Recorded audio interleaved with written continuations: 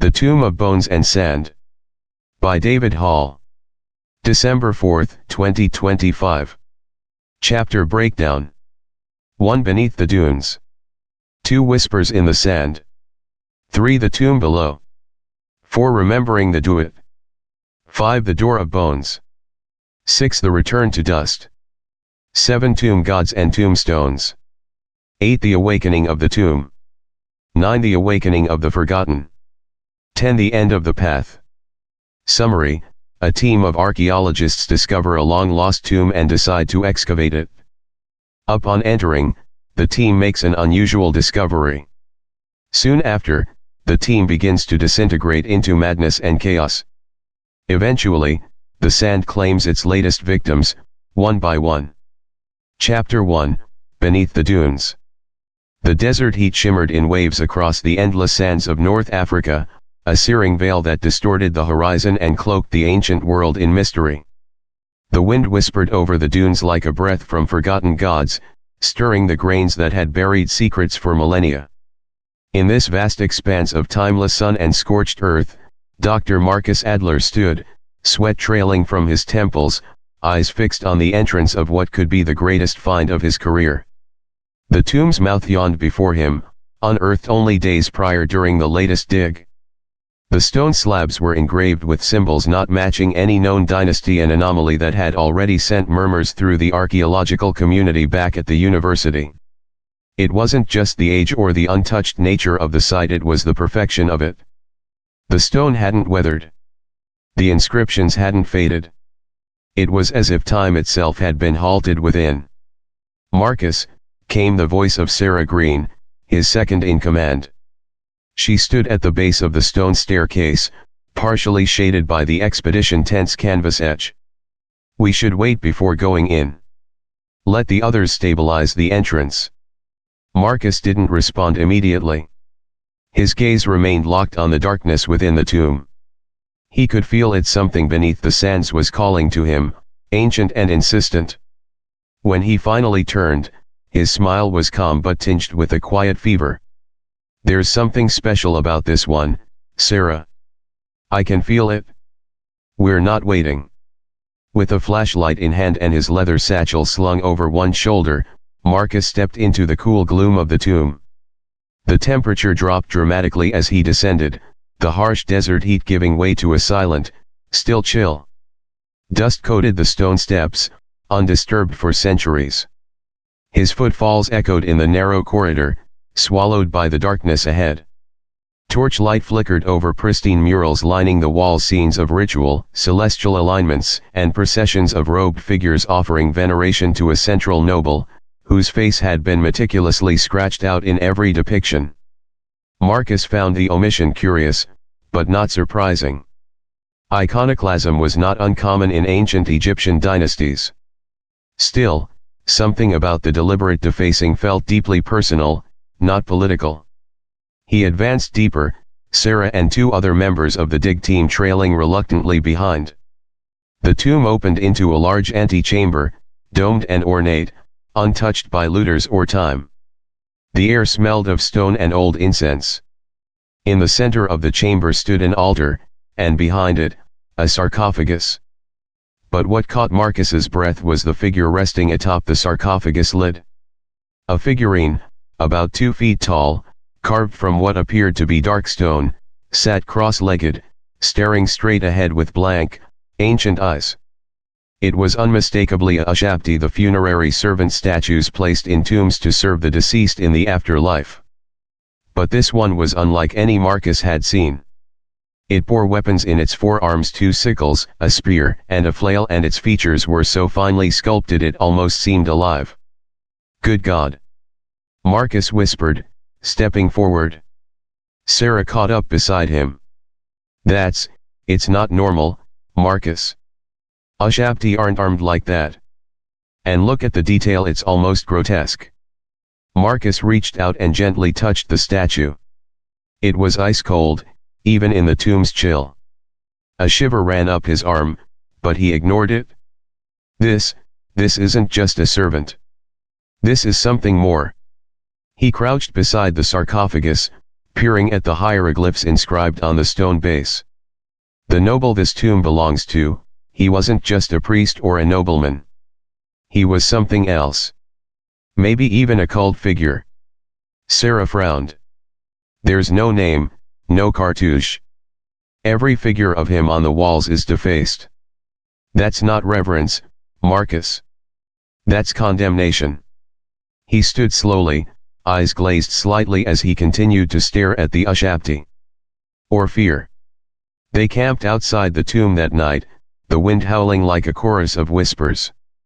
Marcus didn't sleep. He sat in his tent, poring over the few rubbings he had taken, sketching the Ushabti over and over in his journal. He was transfixed by its symmetry, the posture, the detail in the headdress. His notes were meticulous at first, but they gradually became erratic sketches repeated again and again, lines of hieroglyphs copied down in increasingly shaky handwriting. Sarah noticed it the next morning. You didn't sleep. I couldn't. There's so much to understand. That figure, it's more than a funerary idol. It's a key. A key to what? Marcus didn't answer. He just smiled faintly and said, to memory. Over the next week, Marcus became obsessed with the tomb. He spent hours down in the dark, refusing to allow the rest of the team to move anything. He brought in candles and incense, claiming they helped preserve the air's sanctity. He began to refer to the tomb as his resting place. At first it was in jest, but the tone shifted as the days wore on. He spoke less and less with the team. Meals were skipped. He no longer left the tomb except to sleep for short stretches, and sometimes even that was done inside, on a cot dragged into the antechamber. The Ushabti never left its perch atop the sarcophagus, but Marcus began talking to it in hushed tones when he thought no one was near. Sarah grew increasingly alarmed. Marcus, this isn't healthy. You need to step back. Let someone else analyze the inscriptions. Take a break. I'm not analyzing anything anymore, he said flatly, standing over the altar. I'm remembering. She stared at him, genuinely unsettled. Remembering what? He turned to her, eyes sunken, voice calm but alien. Who I was. Sarah recoiled slightly. Marcus, listen to yourself. I am listening, he cut in, his voice now thick with reverence.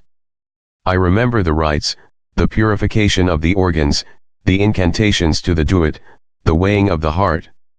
I remember the night they betrayed me, how they defiled my name, scraped my image from the walls. But I remain.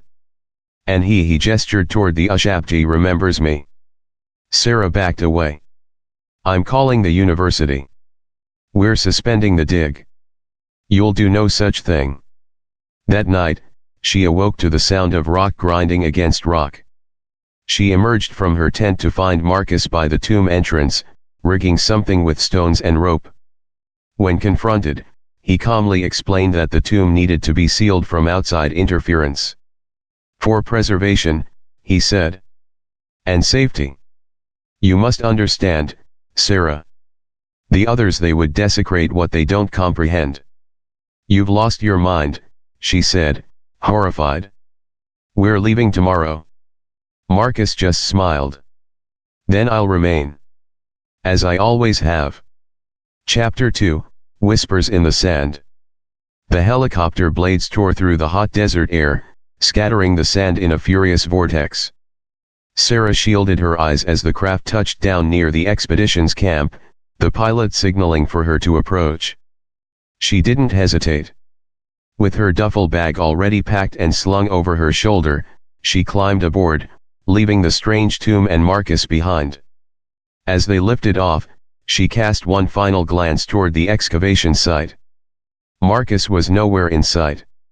The tomb stood dark and silent beneath its tarp, the entrance like an open wound in the earth. She shivered despite the heat.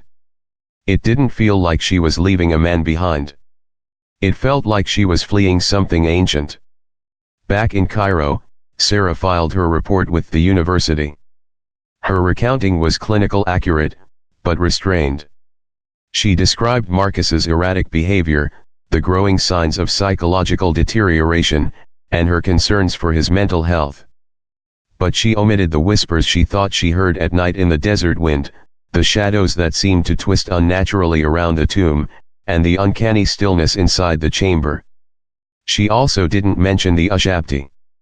Marcus hadn't been seen or heard from since she left. The university launched a brief investigation, but red tape and jurisdictional boundaries slowed everything. The Egyptian Antiquities Authority issued a temporary lockdown of the site, though by then, no one else had dared approach. Locals began calling the dig site El Lana, the cursed place. Months passed. Sarah tried to move on, returning to work, lecturing on her past field work, even consulting for a museum exhibit on pre-dynastic Egypt. But she couldn't shake the unease.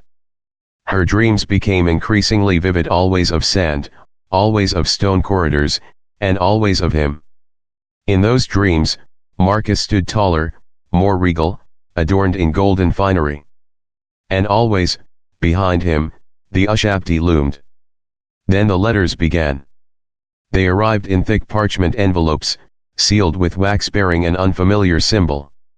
The handwriting was precise, meticulous, and unmistakably Marcus's. The contents of the letters were cryptic passages from the Egyptian Book of the Dead, personal reflections written in an archaic tone, and sketches of the same robed figure whose image had been scratched from the tomb walls. Sarah burned the first letter. She kept the second. By the third, she was reading them feverishly. Each message was more unsettling than the last, yet strangely compelling. Marcus no longer referred to himself in the first person. He wrote from the perspective of a scribe chronicling the life of a great priest-king, a man cast down by betrayal and consigned to death without remembrance. A man whose spirit could not be silenced. In one letter, he described the night he was reborn. When the stars aligned and the air grew still, I breathed again in the chamber of judgment. My name was returned to me. The guardian opened its eyes. I remember now what they feared. I remember the rites. I remember her. Sarah had read the line over and over.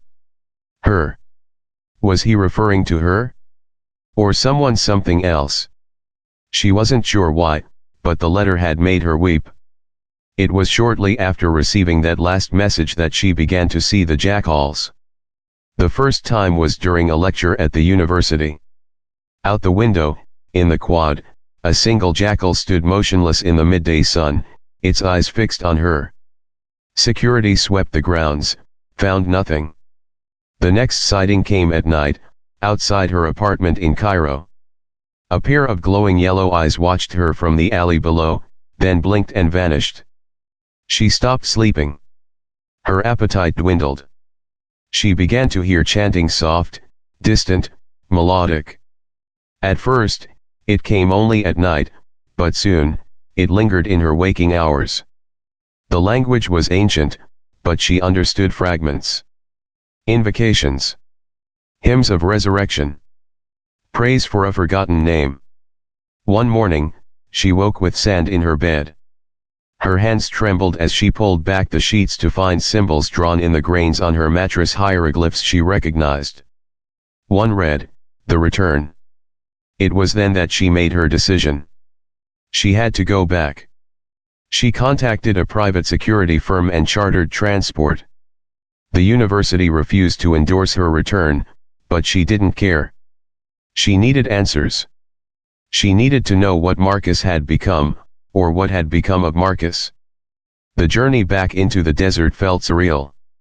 Familiar landmarks appeared like ghosts. The wind carried the same mournful song through the canyons of sand, and the sun burned with the same cruel intensity. But Sarah no longer felt like an archaeologist. She felt like a pilgrim, returning to a sacred place she barely understood. When the site came into view, she was startled. The dig tents were gone. The excavation gear had vanished. The camp was deserted, reclaimed by the shifting sands. But the tomb remained, its entrance still visible, untouched. And at its threshold stood a figure. He wore white robes embroidered with gold thread, his arms wrapped in ceremonial bands, and his head crowned with a headdress fashioned after the jackal-headed god, Anubis. He did not move as she approached, nor did he speak. "Marcus?" Sarah asked, her voice brittle in the dry air. He tilted his head, and for a moment she saw the man she had once worked beside. But his eyes were different now, deeper, ancient, filled with impossible knowledge. "I knew you'd come," he said softly. She trembled. What happened to you?" He smiled. "I remembered."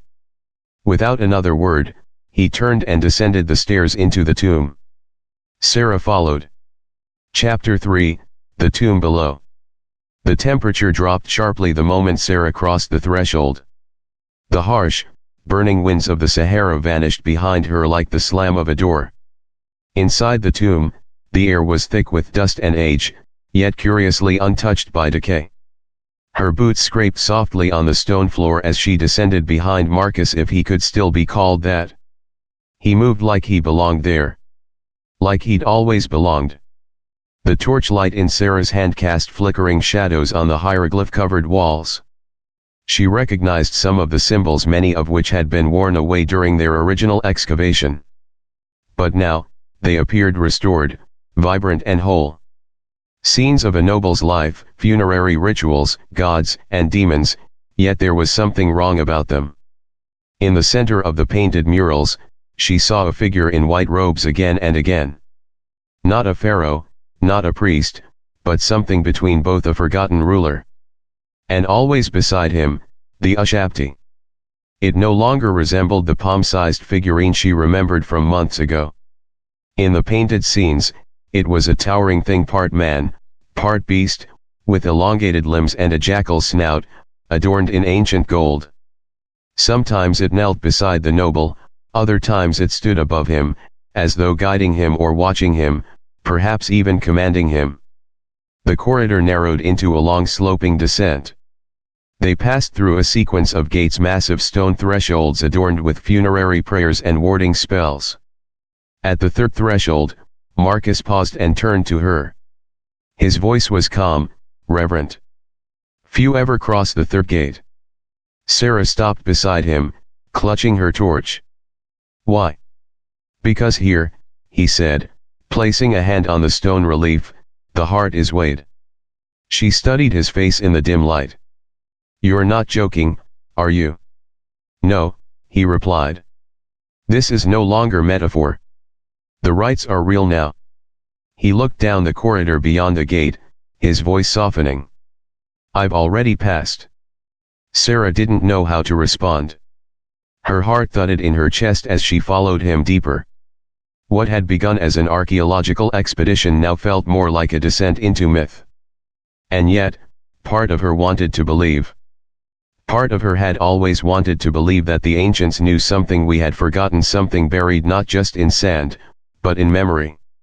The walls were etched with fresh markings. Fresh traps. Pressure plates. Trigger mechanisms. Collapsible columns designed to bury corridors under thousands of pounds of rubble. Sarah recognized the handiwork. Marcus had studied ancient engineering extensively. But these weren't reconstructions. These were active, deadly, and designed with a singular purpose. To keep intruders out. Or, perhaps more truthfully, to keep him in. "How long have you been here?" she asked. Marcus didn't look back. Time has no meaning when you remember your true name. They emerged into the main burial chamber. It was exactly as she remembered and utterly different. The sarcophagus still dominated the room, but now it stood open. Instead of a dusty ruin, the chamber was pristine, gleaming with gold, obsidian, and vibrant paintwork. Braziers burned with a sweet incense that filled the space with a sacred heaviness. Strange idols lined the walls, watching with hollow eyes. At the far end of the room, behind the sarcophagus, stood the Ushabti. Sarah stopped breathing. It was no longer a figurine.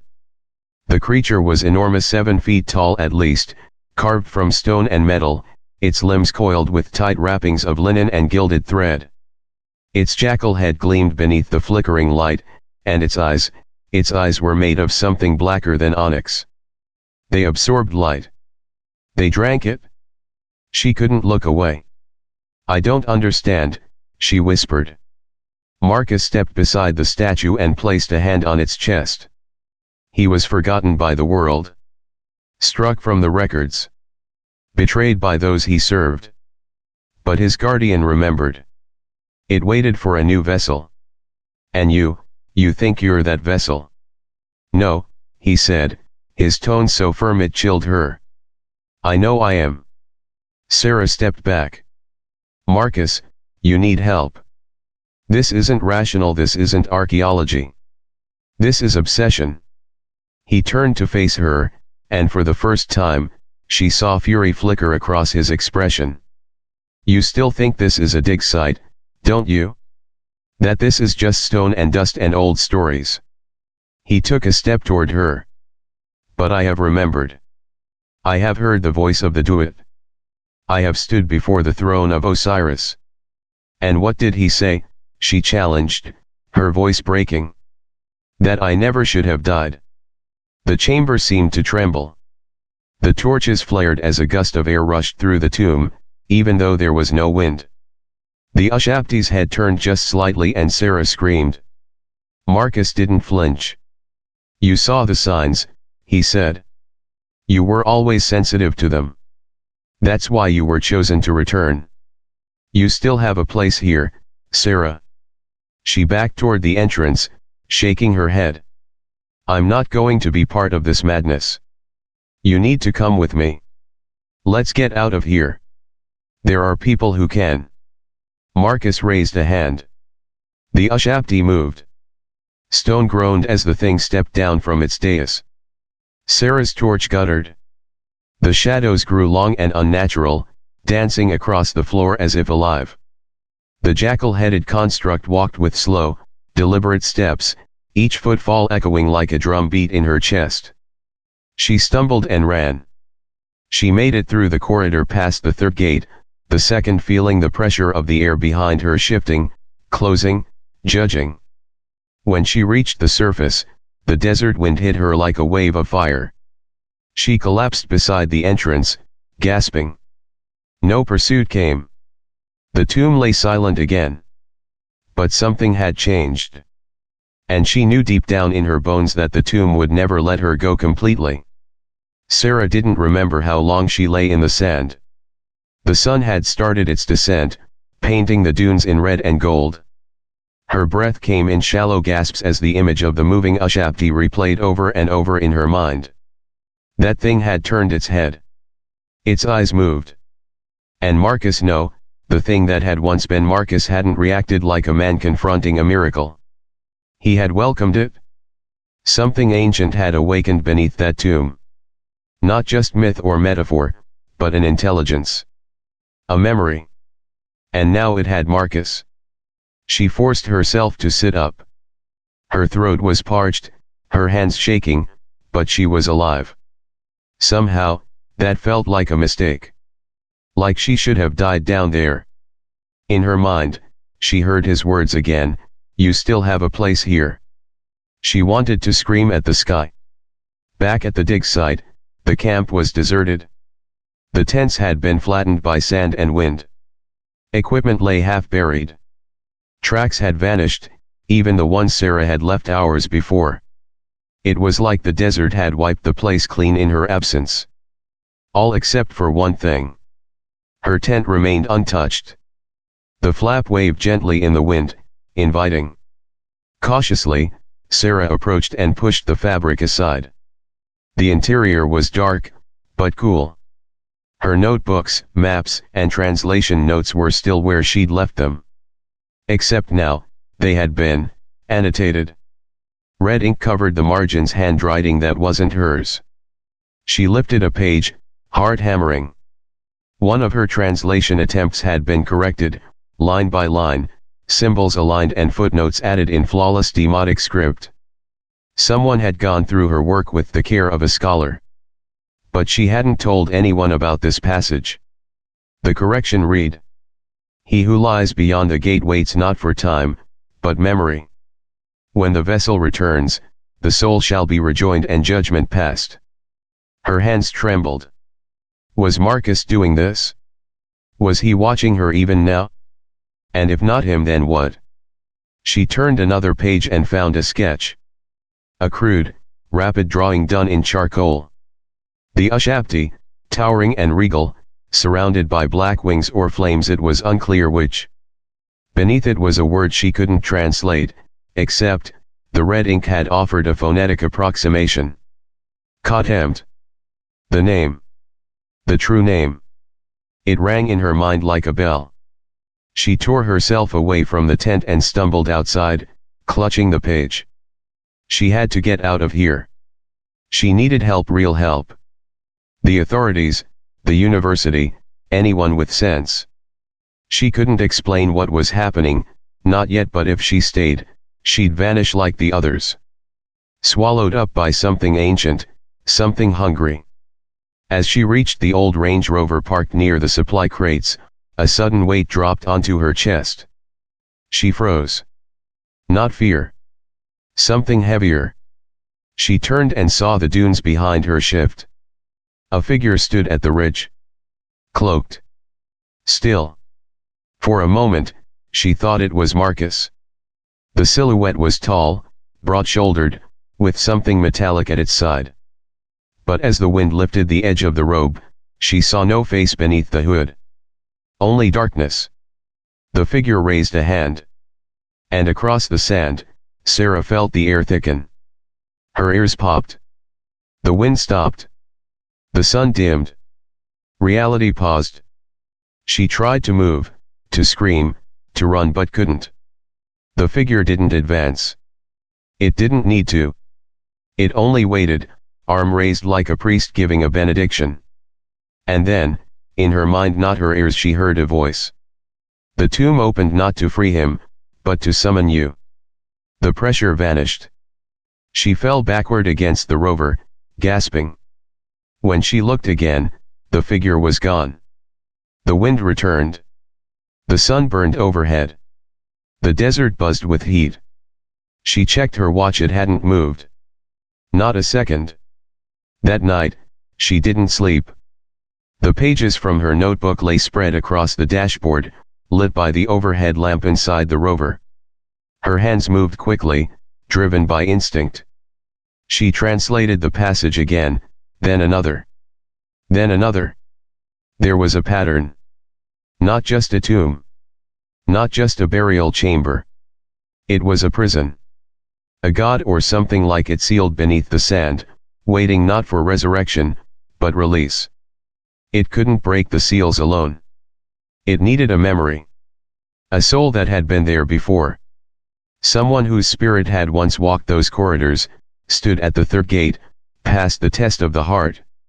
Someone like Marcus. Or her. Sarah sat back, heart thudding. What if Marcus was right? What if the dreams she'd been having weren't dreams at all? What if the pull she felt toward the site was more than academic curiosity? What if she had been here before? She pulled out the charcoal drawing again. Khatemt. She mouthed the word aloud. The wind howled outside. The air inside the rover shifted. The lamp flickered. A whisper slid through the silence. Remember. She bolted upright, snatching her satchel and the annotated pages. She couldn't stay. She had to get to Cairo. Back to Dr. Bakery, back to someone who might help her untangle what this all meant. She didn't know if Marcus could be saved, or if she even wanted to try. But she knew one thing with absolute certainty. The tomb was awake. And it was calling her. Chapter 4, Remembering the Do-It. The road out of the dig site was no longer the one Sarah remembered. She drove through the darkness with her headlights sweeping across dunes that had shifted shape. The GPS flickered uncertainly. There were no visible tracks, no landmarks. Even the stars overhead felt wrong. Faintly misaligned. Orion was skewed, as if a great hand had nudged the heavens just out of sync with the world she knew. But she didn't turn back. The heat of the desert had subsided into a strange stillness, as if something vast was holding its breath. It wasn't just the tomb anymore. The landscape had begun to warp. The reality she'd known, full of stone and sand and human history, was unraveling at the seams. As dawn bled slowly into the horizon, she saw the outline of a village in the distance, low mud brick buildings clustered like fossilized bones. She didn't recall any settlement nearby when they first arrived. Yet there it was. Unmarked. Silent. She parked just beyond the outskirts and stepped out, her boots crunching against the sand. The silence was not just absence of sound, but a kind of pressure, like walking into a room after someone has screamed. Windows were dark. Doors cracked open. No movement.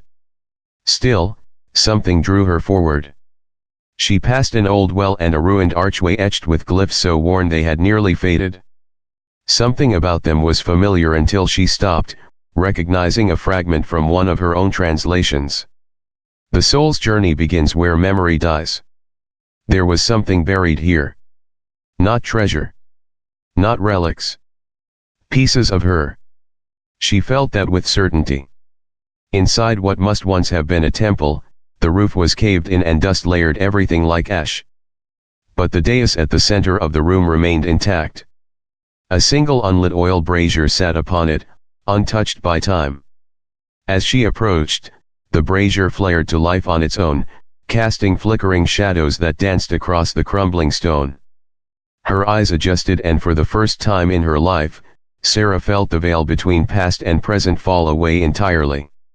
She remembered. It was not a dream. Not this time. She stood barefoot on polished limestone, inlaid with obsidian and lapis.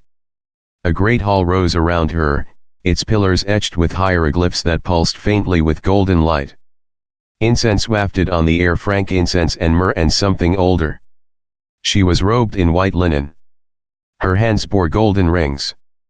Her wrists bangles of electrum. At her side walked a man, a figure now clearer than memory had ever allowed. Condemned. He had not been a king. Nor a god. He had been something in between. A judge of the duat, the realm between life and death. His duty was to weigh the hearts of the dead and to seal away those unworthy. But he had betrayed that duty. In his ambition to ascend beyond the mortal veil, he had made a pact with something that lay deeper than death, something beyond even the gods. And he had taken her with him. In the vision, she stood beside him, eyes filled with equal awe and dread as he opened the final gate, what they called a pepsma, and reached into the void. And when the gods discovered what he had done, they had cursed him. Buried him beneath sand and time. They could not destroy him, only bind him, sealing his Ushapti as both anchor and prison key. But one part of the ritual had been left undone. Her death. She snapped awake, gasping. The fire in the brazier had gone out. Her breath misted in the air despite the desert heat. Her skin was clammy. She looked at her hands, they shook. Somewhere, a bell tolled once. Distant. Hollow. Like it came from beneath the earth. The final seal was weakening. Sarah returned to the rover in silence and spread her notes across the hood. She scribbled rapidly, trying to make sense of it all. Her memories, were they past lives? Hallucinations? Visions sent by the tomb? She had no way to prove any of it. But she felt the truth in her bones. She had been there. She had walked the duat. She had stood beside Kodempt as he defied the gods and awakened the thing that lived beneath the tomb. She had been meant to die, as part of the sealing ritual. But she had escaped, or perhaps been protected. Perhaps something had kept her soul wandering, waiting for this moment. And now the tomb had drawn her back, just as it had drawn Marcus. Only he had surrendered. She still had a choice. But for how long? The whispering had started again, barely audible. It came from mirrors, from dark glass, from the corners of her mind. Not words, but intentions. Promises. A voice that sounded like hers, urging her to return to the tomb. To accept what was always meant to be. To finish what had been started. She thought of Marcus, of the others who had gone down into that temple and never returned. Were they dead? Changed? Watching? Waiting? Sarah looked at the page again. The sketch of the Ushabti. Its eyes seemed deeper than before, no longer just charcoal lines. She could swear they moved. The seal was breaking. Sarah returned to the dig site before sunset. She didn't remember driving. The miles between the strange village and the tomb passed in a kind of waking trance. The roads no longer followed the same lines. The sand dunes had reshaped themselves in her absence. And yet, somehow, her hands knew how to steer. As though she had traveled this way before, long ago. The sun was low when the tomb came into view, silhouetted in gold and shadow. A ruin surrounded by the skeletal remains of the team's tents and vehicles, now half buried and scorched by wind and time. Not even a week had passed. But it looked like centuries. Her boots hit the sand as she stepped out of the truck. The silence wasn't just oppressive now. It was absolute. No birds. No insects. Not even the faint rustle of wind. She passed the remnants of the dig camp, broken crates, torn tarps, a shattered solar panel. The table where they once took notes had been overturned. The laptop, half buried in sand, blinked with a black screen. None of the bodies were here. No blood, no signs of struggle. Just absence. She paused at the tomb's mouth. The massive stone lintel, once unearthed by careful excavation, was now fully revealed, as though the desert had drawn itself back like a curtain. Strange symbols had been scorched into the rock since she'd last seen it, fresh, dark glyphs she didn't recognize. They pulsed faintly in the dying light. The Ushabti was waiting at the threshold. It hadn't moved, not visibly.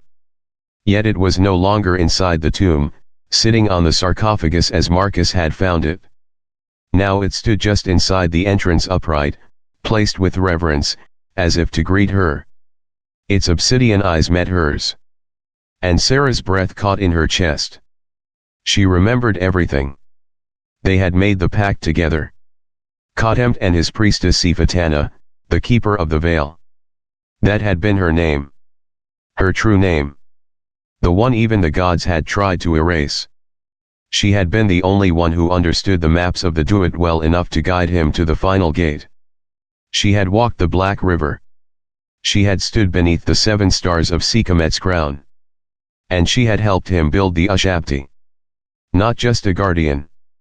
Not just a representation. It was a tether. A soul vessel. When Khotmt's body was sealed within the sarcophagus, the Ushabti had been placed atop it, not to watch over him, but to contain what was left of him. The echoes of his consciousness. His will. His hunger. But his soul had not been bound. Because she had not died. Because she had refused. And now, the circle had reopened. The seal was broken. Because she had returned. Inside the tomb, the air felt cooler than before. No longer dusty. No longer dry. It had become humid, thick with the scent of lotus and incense. The walls shimmered faintly, like they were sweating. Or breathing. The torches lining the entrance corridor were lit. She didn't question it. Each step deeper into the temple was like descending into a memory. The hieroglyphs along the wall no longer required translation. She read them as if she had carved them herself. I was born of the Black River. I died in the eye of the serpent. I returned through the door of bones. She knew this path. She had walked it before. But the difference now was that she had walked it both ways. And she was not the same. The chamber of the sarcophagus lay ahead, beyond a final threshold marked by the Ankh and Djed, the symbols of eternal life and stability. Yet they had been defaced. Someone had chiseled through them, gouging them violently from the stone. She stepped across the threshold and into the chamber. The Ushabti was there again, resting on the lid of the sarcophagus. As before. But the lid was now cracked open. A hand protruded from the gap. Desiccated. Wrapped in ancient linen. And moving. Her breath caught as she approached. The air around the sarcophagus hummed with invisible energy like static clinging to her skin. Her hand drifted toward the figurine. The Ushabti turned its head to face her. Not a statue. A vessel. And now, it was open. Behind her, a voice echoed in the chamber, deep, familiar. You remember now? She turned. Marcus stood at the far wall. Only, it was not Marcus. Not anymore. His body was whole, but something in his posture had changed. He stood straighter. Taller. The lines of his face seemed carved in relief, like a pharaoh's likeness on temple stone. His eyes gleamed gold in the torchlight. You should not have left, Anna, he said. Sarah Anna took a step back. I came to stop this. He laughed, and the sound shook dust from the ceiling. You came because your soul was never yours to begin with. You helped build this tomb. You helped bind me. But you also helped open the way. She glanced at the sarcophagus. The hand withdrew inside. The lid shifted slightly. It's already begun, Marcus said. The tomb is awake. The sands remember us now. You can feel it. You are it. Her knees weakened. She staggered to the base of the dais. What happens next? We finish what we started. He stepped forward, arms open, and for a moment she saw the man he had once been. Curious. Passionate. Alive. Then she saw Kotempt behind his eyes. And behind Kotempt, the thing that had whispered through the centuries. That had been waiting in the dark. Not a god. Not a demon. Something older. Chapter 5, The Door of Bones. Sarah stood at the threshold of the sarcophagus chamber, the remnants of her past life, the true past, buried under millennia, pressing against the fragile walls of her mind. The voice of Marcus, no, of Kotempt, still echoed in the air like the lingering hiss of a venomous serpent. The tomb had changed. It was no longer just a relic of forgotten history, but a living entity, a wound in the earth that had begun to bleed. And she had opened it. The Ushabti, once inert, now pulsed faintly with an inner glow. Its obsidian surface reflected not just the torchlight, but something else, something deeper. The carved eyes shimmered with a liquid gold sheen that seemed to follow her every move. The figurine wasn't just watching. It was remembering her, just as she had remembered it. She walked toward the sarcophagus. The crack in the lid yawned wider as she approached, issuing a low, groaning sound as stone scraped against stone. The air thickened, each breath she took tasting of dust, blood, and something ancient like the dry rot of an unsealed crypt mingled with the sweet rot of overripe fruit. Death and divinity entwined. Don't, she whispered to herself. But her hands were already moving. Fingers trembling, she reached toward the Ushabti again. The moment her skin touched its carved surface, a shock ran through her. Images surged across her vision like water flooding a collapsing tunnel.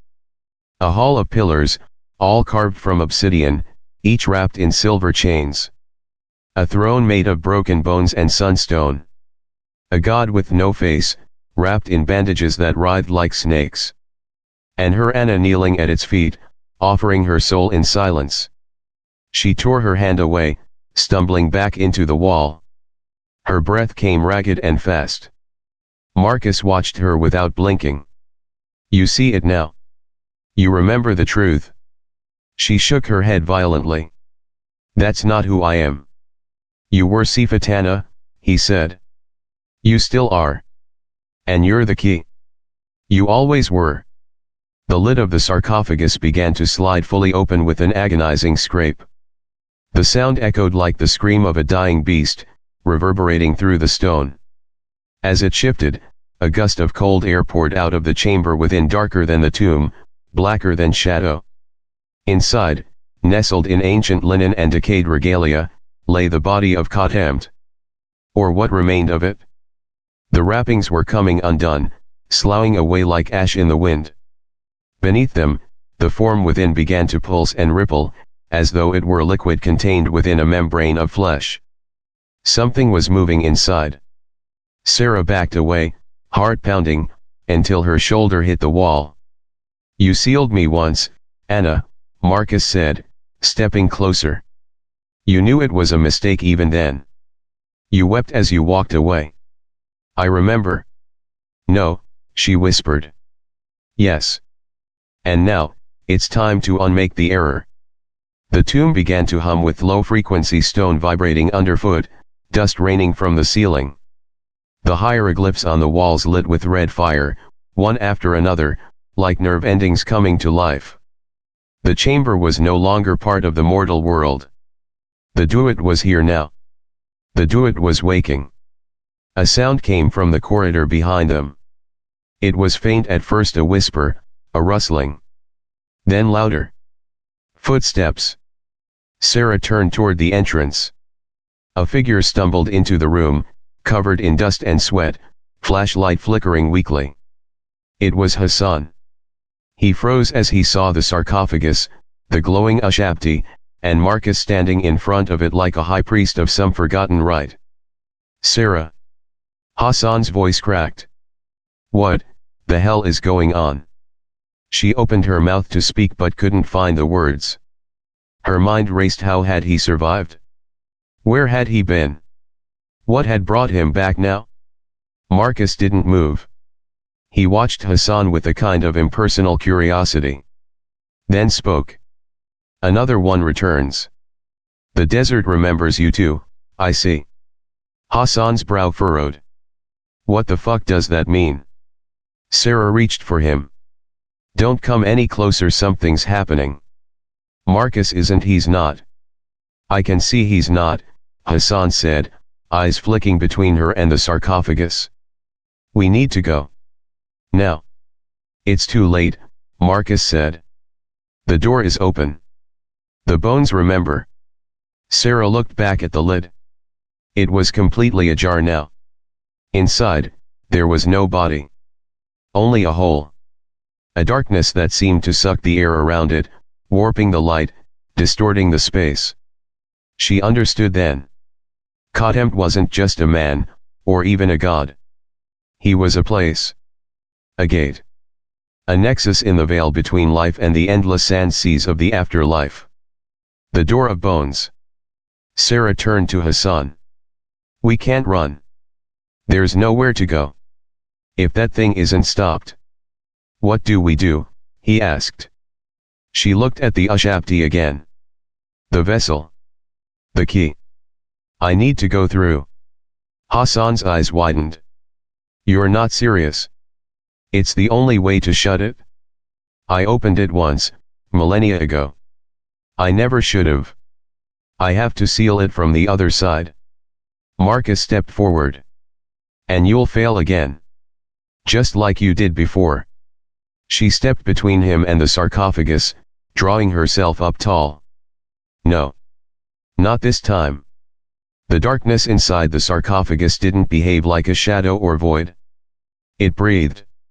It pulled at the edges of Sarah's mind with a hunger that was more ancient than the sands above their heads, older than any god her reborn memories could recall. The hole was not merely an absence of light, it was a place. A wound in reality. A door. And it was wide open. Hassan gripped her arm. "There has to be another way. We don't even know what that thing is." "I do," Sarah said, eyes fixed on the abyss within the coffin. "It's what's left of Khatemt. Not just his remains. His domain. His soul wasn't destroyed when I sealed him. It fractured into something worse. This." Marcus, or what had been Marcus, circled the sarcophagus like a vulture. "You called it a gate, and you're right. It leads through the layers of the Duat, deeper than any mortal or even most gods have dared walk. Through this, he can return fully." Hassan stepped between her and Marcus, fury in his eyes. "You're the one who brought this on us." Marcus tilted his head. "I'm the one who was left behind." Sarah raised the Ushabti in her hand, and Marcus stopped. The little figurine, now pulsing like a heartbeat, emitted threads of golden light that wrapped gently around her wrist and up her arm like vines. "This is what he fears," she said quietly. Marcus's smile faltered. The tomb trembled again, harder this time. One of the sandstone pillars cracked and dropped dust in long rivers. Far above them, faint echoes of shifting rock and moaning stone told Sarah all she needed to know: the temple was beginning to collapse in on itself. The gate had started to consume the world around it. They were running out of time. "Hassan," she said, stepping toward the sarcophagus. "I need you to keep Marcus back. I don't think I can take him with me." His jaw tightened. "You're not going alone." "I have to," she said. "Only I can close it. I'm the one who broke it. I'm the one who was Anna. I remember everything now." He looked at her, really looked, and the fear in his face warred with something deeper. He'd come all this way for her. Nearly died for her. But he didn't try to stop her this time. "Come back," he said. "Do you hear me? Come back." She smiled softly, sadly. "I'll try." Marcus moved then, hand outstretched, voice like a hiss of wind through dry reeds. "You won't make it. The door eats everything. Even gods." Sarah didn't listen.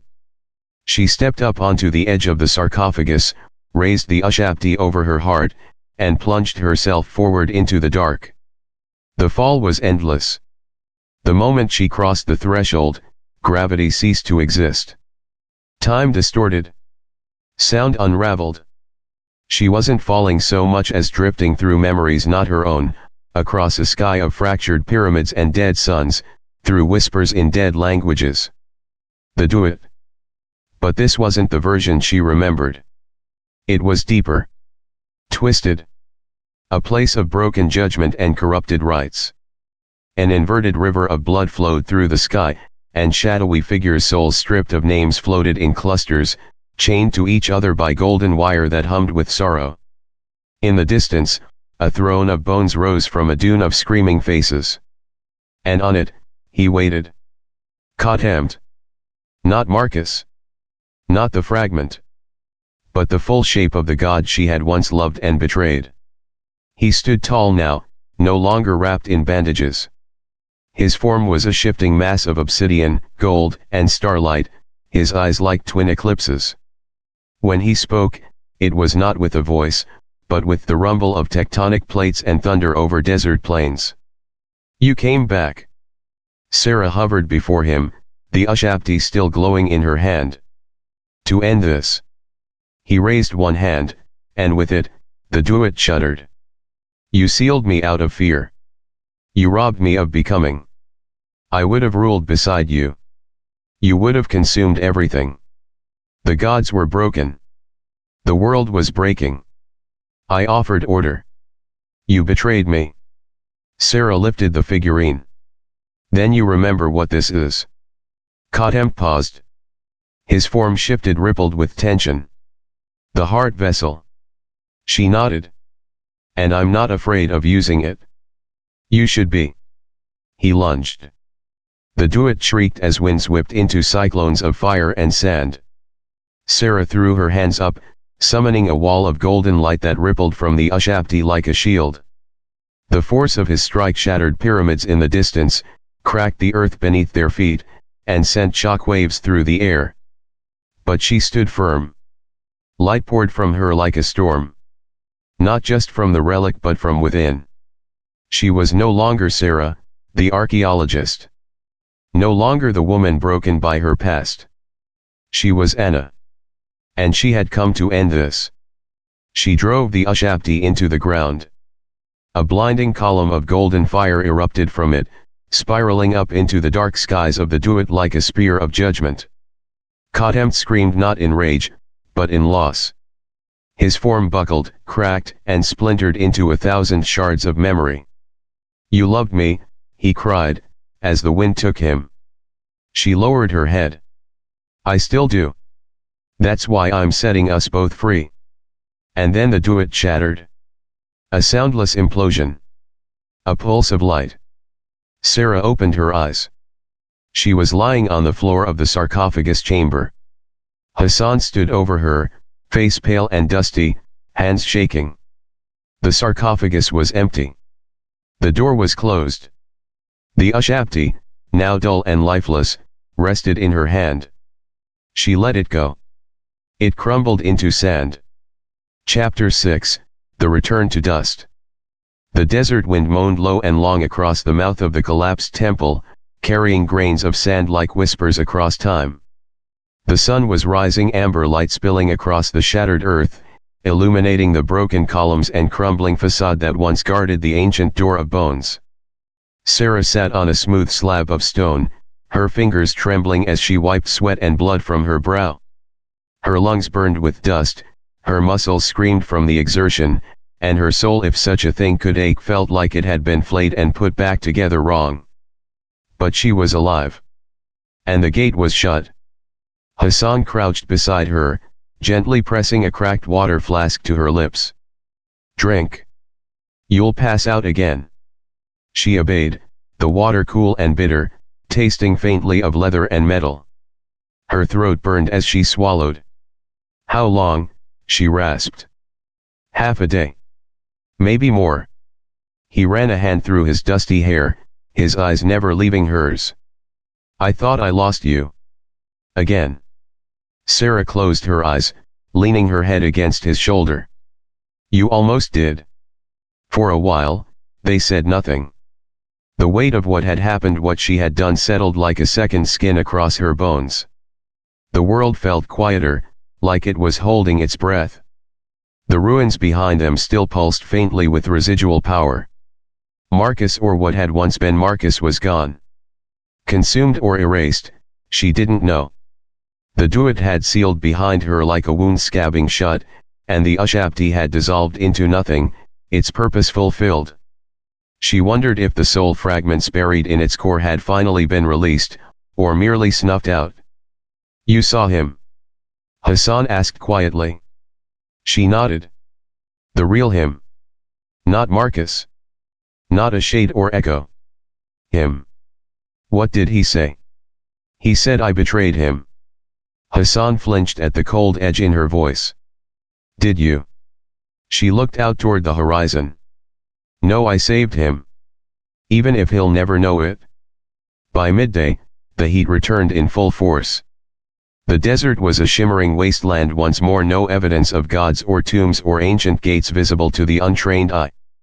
Just dunes and rock and the hum of cicadas.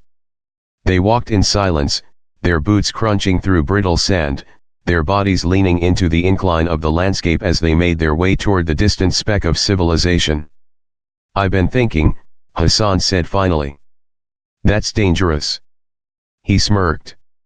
You remember everything now, right? Everything from before. She nodded. Every life. Every death. Every mistake. You ever think maybe, this time, you don't have to carry it alone? Sarah blinked. What do you mean?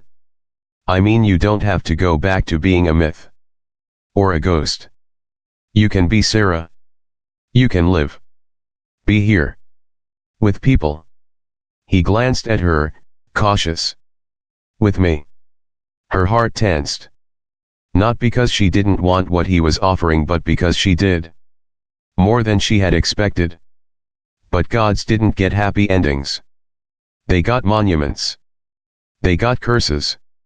They got forgotten. Still, hadn't she just broken every rule? I'll try, she said. It wasn't a promise. But it was something. That night, they made camp beneath a crag of stone that jutted from the sand like the rib of some long-dead colossus. The stars above were brighter than Sarah remembered, pinpricks of cold fire burning across the black canopy of the sky. Hassan fell asleep with his hand brushing hers, his breathing steady. Sarah remained awake, watching the flames of their campfire dance. And when she dreamed, she stood on the banks of the Nile before it dried, before the empires fell, watching a man made of starlight vanish into the duet, smiling as he faded. "Thank you," he said, "one last time." She whispered, "Goodbye." Morning light spilled over the desert in golden sheets, igniting the dunes like embers. The stillness was sacred. Sarah stood atop a rise overlooking the valley that held the tomb, now sealed beneath tons of broken stone and time itself. The sand was already reclaiming it, smoothing away footprints, blowing fine dust into every crack. Soon, no one would know it had ever been uncovered. No one but her. Hassan stirred behind her, stretching with a groan as he rose from his sleeping bag. "You're up early," he mumbled. "I didn't sleep." He stepped beside her, still rubbing his eyes. "Dreams?" "No. Just, remembering." They returned to the base camp later that day, greeted by a stunned silence. The team had assumed them dead. Several had already begun packing up, eager to leave what they now called the cursed site. Only a few trusted locals remained behind, eyes wide with a mixture of fear and reverence. Sarah didn't speak much. Not at first. But word eventually spread that she had survived something, and questions followed. Where were the others? What had happened in the catacombs? Was the tomb still intact? She gave them the official version: a collapse during an exploratory descent. Structural instability. Everyone else lost. No remains recoverable. A tragedy. No one believed her completely, but no one pressed her further. Some things were better left buried. The weeks that followed passed in a blur. Sarah returned to Cairo with Hassan. She filed reports. Signed insurance documents. Met with government officials, quietly ensuring the site was marked as restricted due to danger of collapse. When the press came knocking, she gave them sound bites and grief. But never the truth. Because how do you tell the world that a forgotten god tried to return through the vessel of your colleague? That an ancient Ushabti meant to serve the dead had bound itself to the mind of a modern man and slowly consumed him until there was nothing left but obsession and divinity? That you had once been the lover of a man worshipped as a pharaoh, and had killed him, twice? They wouldn't understand. Hell, she barely did. In time, Sarah found herself drawn back to museums, to libraries, to the quiet places where stories rested.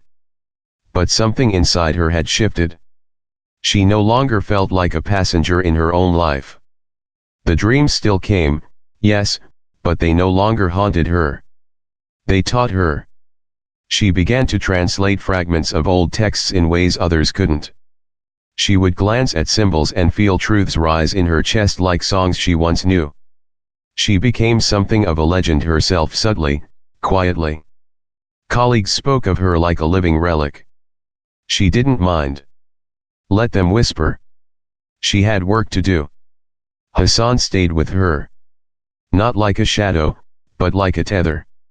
A gentle reminder that she was still human, still living, still allowed to laugh and drink wine and be angry at the way the world sometimes turned. They traveled, sometimes. He'd bring her tea as she worked late into the night. She would catch him sketching her when he thought she wasn't looking. "You know," he said one evening, "you're beautiful when you're deciphering the secrets of dead civilizations." She rolled her eyes. "That's possibly the nerdiest compliment I've ever received." He grinned. "I stand by it."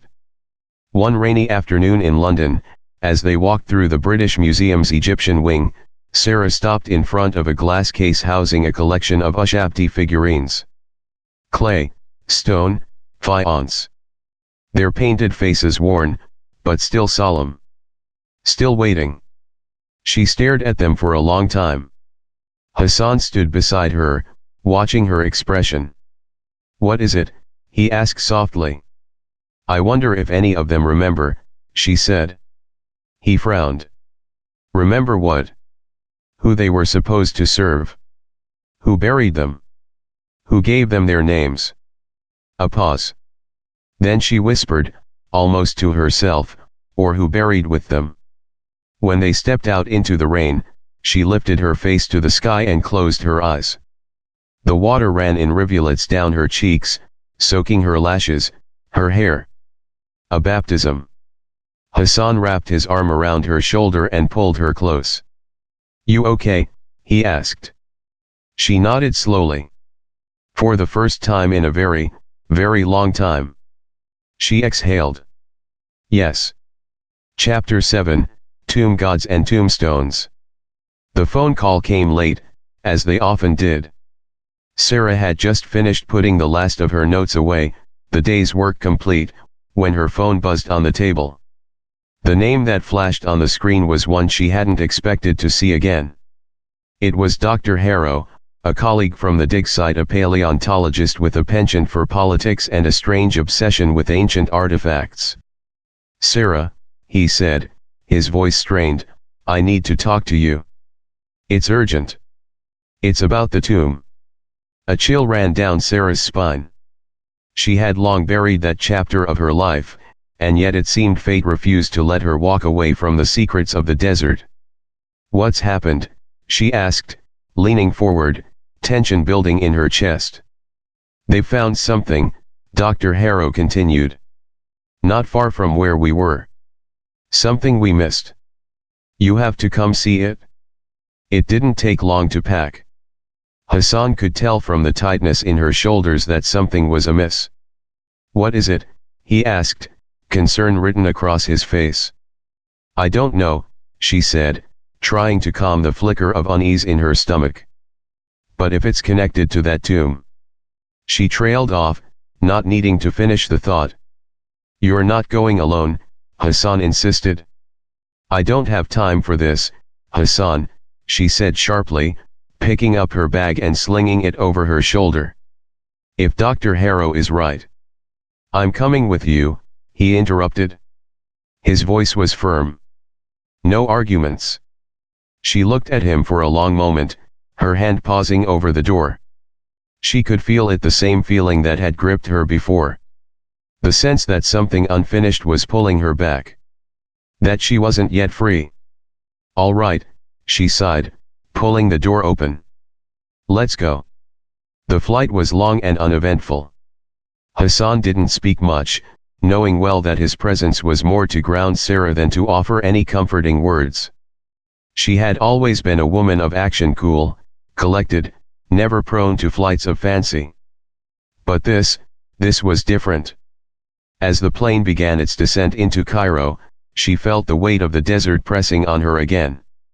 The heat, the wind, the endless stretch of sand. All of it pulling her in, like gravity, like fate. When they landed, they were met by Dr. Harrow, who looked more disheveled than she remembered. His usually sharp suit was wrinkled, his tie loose around his neck. He looked like a man who hadn't slept in days, and the bags beneath his eyes gave the impression of someone who had been running from something they couldn't catch. "Sarah," he said, shaking her hand, his grip too tight. "You need to see this." The tomb had been discovered on a ridge overlooking the valley. As they hiked up to the site, Sarah felt her pulse quicken. The wind had shifted since she had last been here. There was something wrong about it now. It was colder than it should be, the sand feeling heavier beneath her boots, the air thinner. At the top of the ridge, Sarah's heart sank. There it was, a yawning, gaping hole in the earth. Not a collapse this time, but a deliberate opening. The earth had been disturbed violently, and the walls of the tomb were exposed, cracked in places, as though something had been dug up and hastily discarded. Dr. Harrow led them inside. His footsteps echoed too loudly in the silence. Inside, the air was thick with dust, and the stench of decay seemed to linger in the cool shadows. "It's deeper than we thought," Harrow muttered, kneeling by the edge of a freshly unearthed sarcophagus. The lid had been removed, but what lay inside was far more disturbing. Sarah approached, her breath hitching as she peered inside. A perfectly preserved body lay inside, garbed in the ancient, ceremonial attire of a high-ranking noble. But what caught her eye was the Ushabti. The same one. The one she had touched before, the one that had been linked to the tomb's curse. But it wasn't exactly the same. The figurine was not just sitting beside the body now, it was holding something, a small, ornate key. The key was faintly glowing, a dull golden light that pulsed like a heartbeat. This shouldn't be here, Sarah whispered. This wasn't part of the tomb. Dr. Harrow looked over at her. I know. But look at the way the sarcophagus is designed. It's like it was made for this Ushabti to hold something, as if it was waiting for it. Sarah's mind raced. The connection was too strong to ignore. Could it be that the Ushabti was more than just a guardian? Was it, somehow, a keeper of something far more dangerous? The idea seemed impossible, but the truth of it was inescapable. Who is this? She asked, her voice cold. I think we're looking at the tomb of an even greater figure than we first realized, Harrow replied. Someone whose power was considered too dangerous to be left unprotected. The air seemed to grow even colder, and Sarah had the distinct feeling that something was watching her.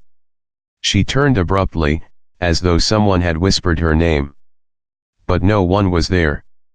Later that evening, as they made camp nearby, Sarah lay awake, staring into the darkness, trying to make sense of everything. Hassan had already fallen asleep beside her, his breathing steady and even. But Sarah was restless. She couldn't shake the feeling that the tomb had been waiting for them. Waiting for her. The Ushabti's gaze, even now in her mind's eye, was unnerving. As if it knew her. As if it had always known her. What had she missed? What had she overlooked? How had this relic found its way back into her life? And what had it done to those who had been buried with it? Chapter 8, The Awakening of the Tomb. The next morning, Sarah woke up with the light creeping through the fabric of the tent. She had barely slept, plagued by a restless unease that gnawed at her. The dream she had left her more unsettled than it should have, a vision of the tomb, dark and oppressive, with 1,000 eyes staring from the shadows. As the others stirred and packed up their gear, Sarah couldn't shake the feeling that something was pulling her back to the tomb. The energy of it was like an ancient call, resonating deep in her bones. She knew, on some instinctive level, that they were close to something far older and more dangerous than they had anticipated. Dr. Harrow, who had been pacing around the site, was the first to speak. I can feel it, too, he muttered, his voice quiet but urgent. This place is not just a tomb. It's a prison. A prison? Sarah asked, her voice skeptical. A tomb can be a final resting place, Harrow explained, but sometimes, it's more than that. It's meant to contain something alive. Sarah's stomach twisted. Alive? That's not possible. I'm not talking about a corpse, Harrow clarified, shaking his head. I'm talking about something far more insidious. A force, a presence, bound to this place for reasons we don't fully understand. The idea was ludicrous, and yet Sarah found herself unable to dismiss it. The key, the Ushabti, and the body, they were all connected in a way that felt wrong. Like they had all been placed there for a purpose. Whatever it is, Hassan said quietly, we need to make sure it stays buried. Sarah glanced at him, then back to the tomb. Her heart raced as the weight of their discovery settled on her. The key. The glowing Ushabti. The unease in her bones. This was only the beginning. The hike back to the tomb was tense, with each step feeling heavier than the last. The air grew thick, and the wind seemed to have died down completely. The usual desert sounds were eerily absent, no distant howls of sandstorms, no chirping of birds, no rustling of small creatures in the dunes. When they arrived, the tomb seemed to loom in the distance, its entrance now more foreboding than ever. The stone walls, cracked and weathered by time, stood like silent sentinels guarding the mysteries within. It was as though the very earth had rejected the tomb's presence, but now it was awake, stirring with life or something like it. Dr. Harrow gestured toward the sarcophagus, where the Ushabti stood, still holding the golden key. We need to investigate further. We're so close to understanding what it all means. We. Sarah repeated, her tone flat. She had no intention of allowing Dr. Harrow to drag her deeper into whatever dark mystery they were about to uncover. But her curiosity, that persistent drive that had always pushed her to dig deeper, urged her forward. Despite her reservations, she stepped closer to the sarcophagus. The golden key glowed faintly in the dim light, casting strange shadows on the walls. It pulsed like a heartbeat, a rhythm that seemed to synchronize with the thudding of her own heart. Something's wrong, Sarah whispered, barely aware of the words slipping from her lips. Dr. Harrow ignored her, kneeling beside the sarcophagus and examining the intricate carvings that adorned the edges.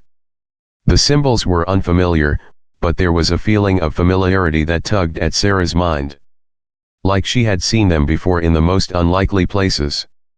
Her breath caught in her throat.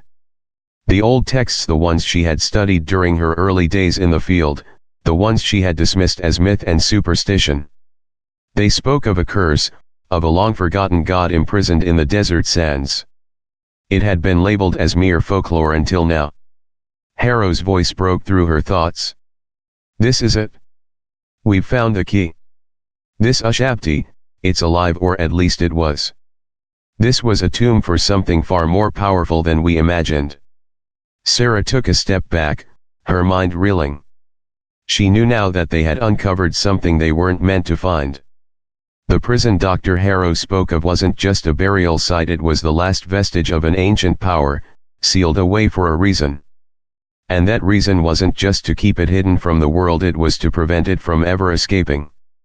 Suddenly, the ground beneath their feet began to tremble, a deep rumble echoing from beneath the tomb. Sarah's heart skipped a beat as the earth seemed to shift. The walls of the tomb groaned, as though some massive force was awakening within. Dr. Harrow stood, his face pale. We need to leave. Now. But it was too late. The air was thick with a palpable, crackling energy. Sarah's chest tightened, and her vision blurred as though a great weight was pressing down on her. She could feel it, a presence, ancient and hungry, crawling through the stones, its gaze focused solely on her. In the distance, she could hear the low, guttural growl of something monstrous. The tomb was waking, and whatever had been buried here was now free to roam. The Ushabti trembled in its place, its golden key vibrating with an unnatural power.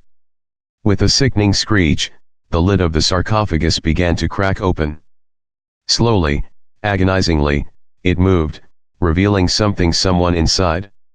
A figure, wrapped in layers of mummified cloth, lay within.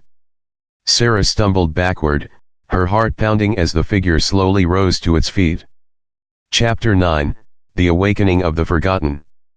The sarcophagus lid creaked as it moved ever so slowly, revealing more and more of the figure inside.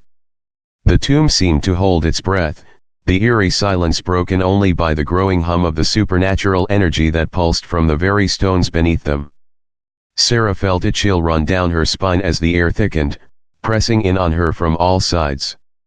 The figure inside the sarcophagus was wrapped in ancient, tattered cloth more like a cocoon than a burial shroud. With every inch the lid shifted, Sarah's stomach twisted in rising dread. What had they awoken? The pulsating energy around them grew more intense, humming through the earth, through the air, through their very bones. Dr. Harrow took a step back, his face drained of color. This isn't supposed to happen, he whispered, but his words barely reached Sarah's ears over the deafening ringing in her head. The figure within the sarcophagus began to stir. It's alive, Sarah thought, the horrible realization crashing over her like a wave. It's alive, and it's waking up. With a low, guttural hiss, the cloth unraveled, falling away in tatters, revealing the face of the thing that had been sealed away for millennia. It was humanoid, but its features were unlike anything Sarah had ever seen. The skin was cracked, like old, dried clay, and its eyes large, black, and lifeless locked onto hers with a terrifying intensity. Its mouth opened, emitting a raspy, otherworldly sound. "By the gods!" Hassan gasped, his voice shaky as he stumbled back, his face pale with fear. The creature's movements were slow at first, but then it seemed to snap to full awareness. Its limbs twitched, then jerked, as it pushed itself upright with unnatural force, sending a tremor through the tomb. "Do something!" Sarah shouted, her voice almost lost in the rising cacophony of the creature's awakening. Harrow, his hands trembling, fumbled for something in his bag, an ancient artifact, a relic, a tool that could stop it. But it was too late. The creature's mouth opened wide, revealing rows of teeth that seemed to stretch unnaturally, gleaming with malice. Without warning, the creature let out an ear-splitting scream. The sound seemed to shatter the very air around them, and the stone walls of the tomb trembled with the force. Sarah felt her knees buckle beneath her as the sound reverberated through her body, shaking her very soul. The tomb, once silent and ancient, now roared with life. A rush of wind, cold and unnatural, burst from the tomb's interior, sending sand and debris flying in all directions. Sarah's heart raced, her thoughts scattered. The world outside seemed to warp, the horizon bending as the creature began to move toward them, each step reverberating through the ground. Harrow screamed, "Run! Get out, now!" But Sarah couldn't move. She was frozen, her eyes locked on the creature's skeletal face, unable to tear herself away from its piercing gaze. Then, like a whip, the creature lunged. The world exploded into chaos. The tomb's entrance seemed to warp and bend as the force of the creature's movement shattered the space around them. Sarah barely had time to react before the ground beneath her cracked open, and the world around her seemed to spin out of control. She heard Hassan's voice, distant but urgent. "Move. Now." But it was as though the sound of his voice was coming from far away. Everything blurred around her, the tomb's once stable walls now crumbling, as though the very earth was tearing itself apart. The creature was close now, its hands reaching out with monstrous strength, its gaze fixed solely on Sarah. In an instant, Sarah felt the pull like the force of 100 storms pulling her towards the creature, toward the dark abyss it represented. It was too much. She couldn't fight it. But then, just as the creature's hand reached for her, as her heart seemed to stop entirely, the tomb shuddered again. Everything went still. A soft, almost imperceptible hum filled the air, like the echo of something ancient and powerful stirring in the depths. Sarah's chest tightened as she struggled to breathe. Then, as though caught in a wave of energy, she was pulled back, pulled away from the creature and into the shadows. She spun around, her vision swimming, and before she knew what had happened, the world outside the tomb had vanished. The winds, the screaming creature, the collapsing tomb, all of it faded into a distant blur. Now, in the pitch-black darkness, Sarah stood alone. Her heart pounded in her chest as she tried to make sense of what had just happened. Where was everyone? Where had the tomb gone? Suddenly, the ground beneath her feet shifted again. A low, deep rumble grew louder and louder until it sounded like thunder. Then, as if by some miracle, a single word echoed through the darkness. "Run." Chapter 10, The End of the Path. The tomb shuddered again, the very walls trembling as if they were alive. Sarah's heart raced, the pulse pounding in her ears louder than the oppressive hum of the tomb's ancient energy. She couldn't breathe. The creature's scream still echoed through the tunnels, reverberating in her mind, a constant reminder of the terror that had begun and could not be stopped. She was being hunted. The darkness of the tomb pressed in around her, its weight heavy, suffocating. Panic gripped her chest, and the instinct to flee seized her body, but her legs felt like lead, her movements sluggish. She had to run. She had to escape. The last words she had heard, "run," seemed a faint whisper now, as if they had been nothing more than a dream. The very space around her seemed to ripple, as if the walls themselves were bending in on her, closing her in. This can't be happening, she thought desperately. I can't die here. Not like this. But she had no choice. There was nowhere to hide. She was trapped in the tomb with that thing, that ancient horror that had awoken from its slumber. The stone walls loomed high above her, and the narrow tunnel ahead of her seemed to narrow further, the path winding into an endless black void. Suddenly, the floor beneath her feet shifted again, the stone cracking and splitting as the very foundations of the tomb began to tremble and groan. It's coming for me. She could feel it now, the ground vibrating underfoot, the sound of the thing's footsteps drawing closer. Her heart threatened to leap from her chest as her breath quickened, and in that instant, Sarah turned and bolted into the darkness ahead. Her legs screamed with each frantic stride, the sound of her own feet thundering against the stone floor almost drowned out by the growing roar in her ears. She dared not look behind her, dared not give that creature even a glance. The corridors of the tomb twisted and turned, an endless maze, and Sarah's mind was overwhelmed by the disorienting darkness. She had no idea where she was going, no sense of direction. Every breath burned in her chest, each step taking her deeper into the abyss. But just when she thought she might have found an escape, the ground beneath her feet gave way.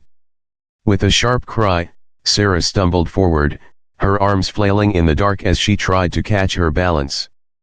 Her foot slipped on a loose stone, sending her crashing forward, her body slamming into the cold, unforgiving stone with a sickening thud. Pain shot through her, but she barely registered it, her mind too focused on the immediate threat behind her. She tried to push herself up, her heart racing, but her body refused to respond. Move, Sarah. Move.